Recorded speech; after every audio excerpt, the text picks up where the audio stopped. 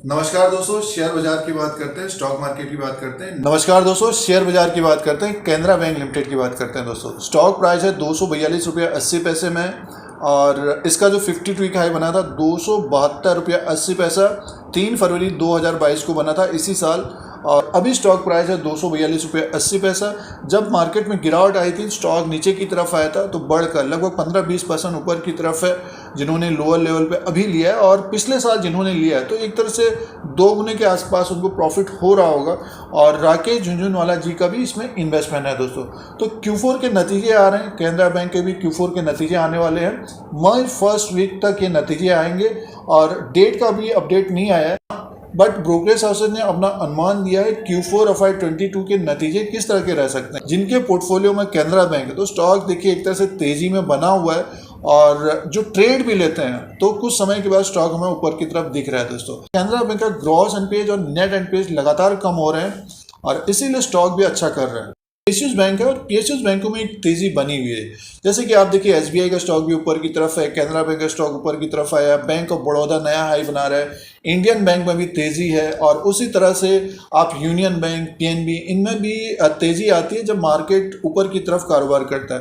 फिलहाल कैनरा बैंक की बात करते हैं तो ऊपर की तरफ स्टॉक आया है। तो दोस्तों ब्रोकरेज हाउसेस का जो अर्निंग का एस्टिमेट है Q4 FY22 के लिए, जनवरी से मार्च का जो अर्निंग है, कैनरा बैंक का नेट प्रॉफिट 2023 करोड़ का रह सकता है, 2023 करोड़ का रह सकता है, और 100% अप रह सकता है। दोस्तों सालाना 100% अप रह सकता है और 34.7% क्वार्टर एंड क्वार्टर के हिसाब से अप रह सकता है।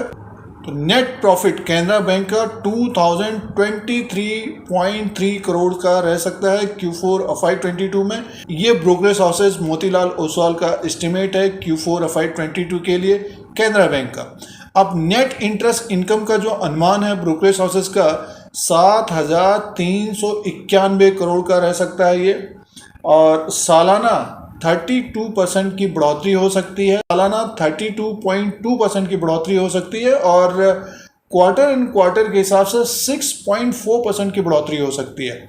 अब प्री प्रोविजन ऑपरेटिंग प्रॉफिट 11.8% बढ़ सकता है और 9.9% क्वार्टर एंड क्वार्टर के हिसाब से अप रह सकता है, और 6,374 करोड़ का 6,374 crore pre provision operating profit PPOP रह सकता है। दोस्तों ब्रोकरेज हाउसेस का जो अर्निंग एस्टिमेट है Q4 के लिए कैनरा बैंक के लिए, तो नेट प्रॉफिट 2023 करोड़ का रह सकता है और सालाना 100% की ग्रोथ रह सकती है, 34% क्वार्टर एंड क्वार्टर के हिसाब से बढ़ सकता है। दोस्तों और नेट इंटरेस्ट इनकम की बात करें तो 7,391 करोड़ रह सकता है। तो ये अनुमान है दोस्तों, रिजल्ट से पहले ब्रोकरेज हाउसेस का अनुमान है। इसी तरह का अगर नंबर्स आते हैं तो स्टॉक में एक बड़ी तेजी आने की संभावना रहेगी, और इससे बढ़ के नेट इंटरेस्ट इनकम और प्रॉफिट आता है तो स्टॉक बहुत तेजी से ऊपर की तरफ जा सकता है। दोस्तों ये रिजल्ट से पहले ब्रोकरेज हाउसेस का अनुमान था कैनरा बैंक के लिए।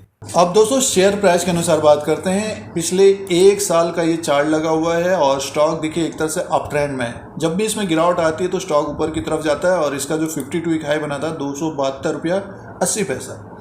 अभी स्टॉक प्राइस है 242 रुपया 80 पैसा। जिस तरह का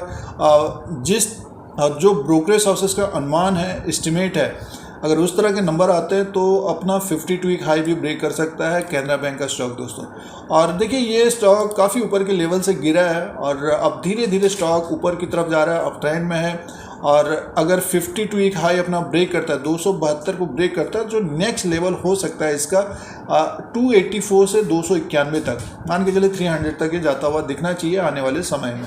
तो कैनरा बैंक में एक तेज़ी है, अगर स्टॉक नीचे की तरफ दिखता है तो डेफिनेटली इसको देखना चाहिए निवेशकों को। जैसे कि अभी ये हाल फिलहाल में नीचे की तरफ आ गया था 200 के आसपास। एक वीडियो के द्वारा बताने की कोशिश थी कि कैनरा बैंक को भी देखना चाहिए एसबीआई के बाद, अगर जिनके पास समय है। तो देखिए आज के दिन ये ऊपर की तरफ है, 7 मार्च 2022 को 200 में था दोस्तों ये, और आज अगर आप बात करते हैं देखिए 242 में अच्छी खासी तेज़ी बनी है, अच्छी खासी तेज़ी बनी है। 1-1.5 महीने के अंदर ऊपर की तरफ स्टॉक आया। Q4 के नतीजे आने वाले हैं, तो अगर स्टॉक में थोड़ी बहुत गिरावट आती है तो जिनके पास नहीं है कैनरा बैंक लिमिटेड को देखना चाहिए, जिनके पास समय है और जो ट्रेडिंग रेट के लिए भी ले रहे हैं। जैसे कि अगर किसी को प्रॉफिट हो रहा है तो एक स्टॉप लॉस जरूर होना चाहिए, जो कुछ समय के लिए ट्रेड कर रहे हैं। जैसे कि 242 में 230 का होना चाहिए, और जैसे जैसे स्टॉक ऊपर की तरफ जाता है तो अपना स्टॉप लॉस बढ़ाना चाहिए। जिन्होंने लॉन्ग टर्म के लिए स्टॉक को रखा है तो अगर 272 को ये ब्रेक करता है, नेक्स्ट जो लेवल होगा इसका दोस्तों ऊपर का ये होगा 291.15 तक जाता हुआ दिखेगा। 5 जुलाई 2019 को था इसका जो प्राइस, तो 272 को ब्रेक करता है तो 290 तक जाता हुआ दिखेगा। और अगर स्टॉक ऊपर की तरफ ही रहता है तो और तेजी आने की संभावना रहेगी, बट ये समय लग सकता है। जिनके पास समय है कैनरा बैंक लिमिटेड को देखना चाहिए। पीएसयूज बैंक है, पीएसयूज बैंक के ऊपर तेजी है।